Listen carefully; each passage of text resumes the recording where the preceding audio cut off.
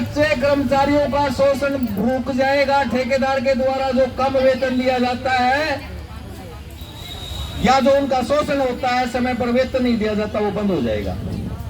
और बहुत अच्छी योजना सरकार इसको योजना के रूप में, बहुत बढ़िया योजना के रूप में डिक्लेयर कर रही है।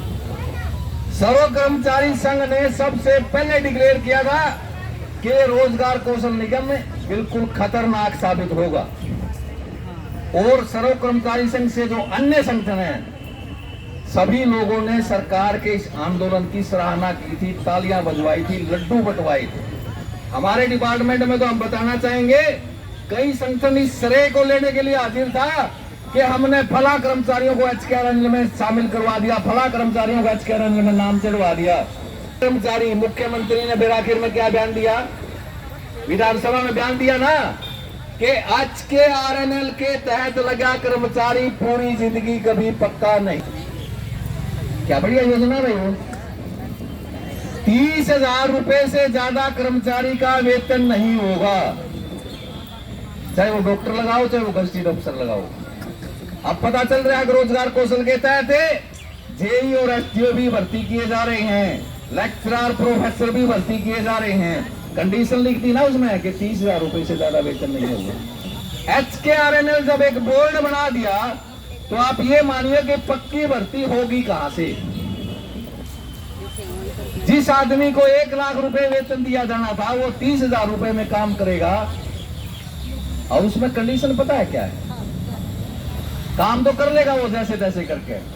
11 महीने का कॉन्ट्रैक्ट है, आपको हटाने के लिए कोई चिट्ठी भी नहीं देनी पड़ेगी।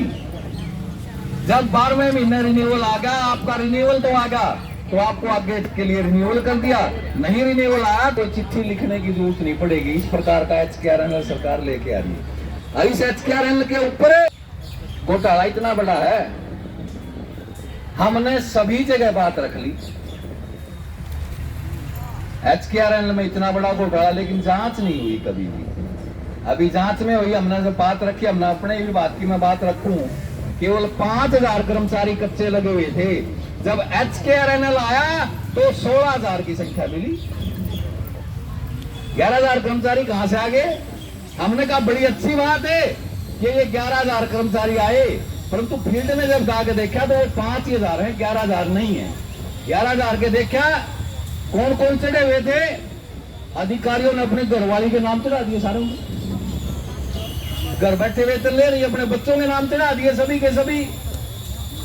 जब हमने शिकायत करी, मैं कहता हूं ये बीजेपी सरकार जो अपने आप को ईमानदार बताती है, मुख्यमंत्री के सामने ताल ठोक हम कहना चाहते हैं। और हमने कही, हमारे जो एसीएस है उसके सामने कही कि ये रही 11,000 कर्मचारियों की जो फर्जी आदमी है लिस्ट, आप एक पर भी टेलीफोन करके देख लीजिए।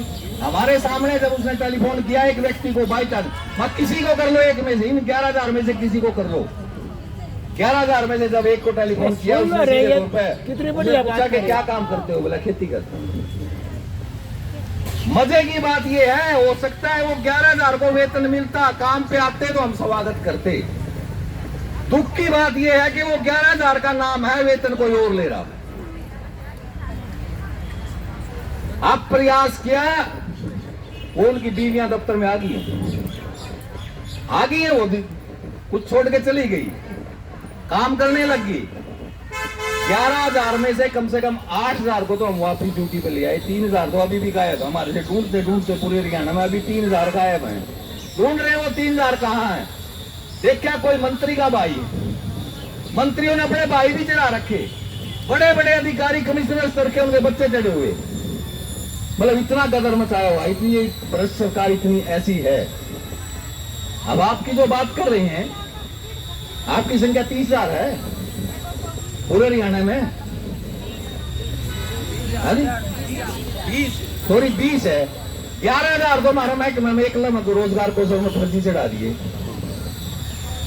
आपको 20,000 को वेतन देने में सरकार का लगता क्या है। कम से कम रोजगार कौशल की तर्ज पे यूं तो क्या, हमने जो कच्चा कर्मचारियों का एक तय खाना खोल लिया, बुच्चड़ खाना खोल लिया, हम उसमें कम से कम इनको चढ़ा देते हैं। सरकार कहती ईपीएफ ईएसआई देना पड़ेगा, हमने कहा ईपीएफ ईएसआई दो इनको, तुम तो कहते थे ठेकेदार नहीं देता। अब ईपीएफ और ईएसआई जो एचकेआरएनएल है स्वयं हजम कर रहा है, ईपीएफ ईएसआई नहीं दे रहा एचकेआरएनएल के कर्मचारियों को। हमने कहा ये एचकेआरएनएल का सौदा क्या है, एक बार डिटेल बताइए।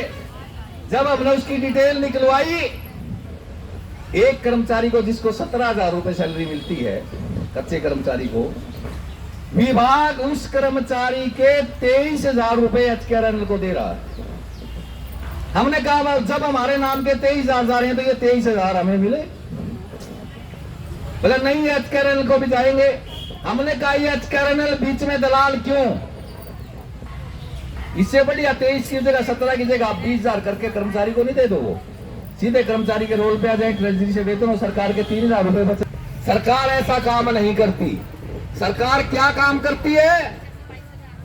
वोट के लिए काम करती है।